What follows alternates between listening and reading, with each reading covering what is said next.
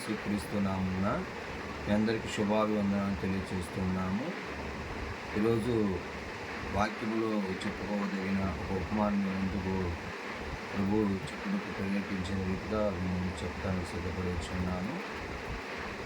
గురువుగారు తన శిష్యులతో కలిసి ప్రయాణమై ఒక చోట బోధ చెట్టుకు వెళుచు ఉండగా మార్గంలో అలసిపోయిన గురువుగారు నిద్రపోతూ శిష్యులతో అంటాడు, మీరు ఈ ఎడ్లు బండిలో నుంచి ఏదైనా కింద పడితే చూస్తూ ఉండండి అని చెప్పగానే శిష్యులు సరే గురువుగారు అని చెప్పి గురువుగారు నిద్రపోతూ ఉండగా ఆ గతుకులకి గురువుగారు తలపాగా కదిలి కింద పడిపోతే శిష్యులు చూస్తూ ఉంటారు, కానీ తను తీరు అప్పుడు గురువుగారికి మెలకు వచ్చి నా తలపాగా ఏదంటే గురువుగారు అది మార్గంలో పడిపోయిందంటే మీరు తీయలేదంటే మీరు ఏమన్నారు గురువుగారు, చూస్తూ ఉండమన్నారు కనుక చూస్తూనే ఉన్నాను గురువుగారు అని అనగానే శిష్యులు మందమంతికి బాధపడిన గురువుగారు, అరే ఈ తాప బండిలో నుంచి ఏదైనా సరే కింద పడితే నన్ను అడగాల్సిన పని లేదు, తీసి పైన పెట్టని అంటారు.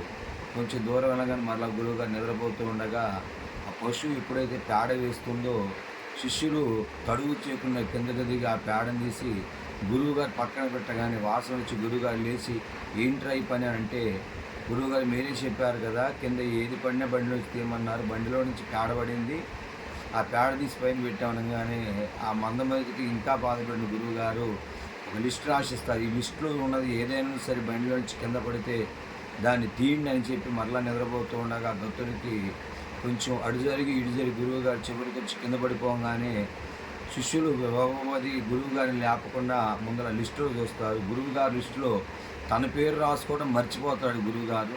దానివల్ల శిష్యులందరూ కూడా గురువుగారి పేరు లేదు కనుక బండి ఆపాల్సిన పని లేదని వెళ్ళిపోతూ ఉంటారు.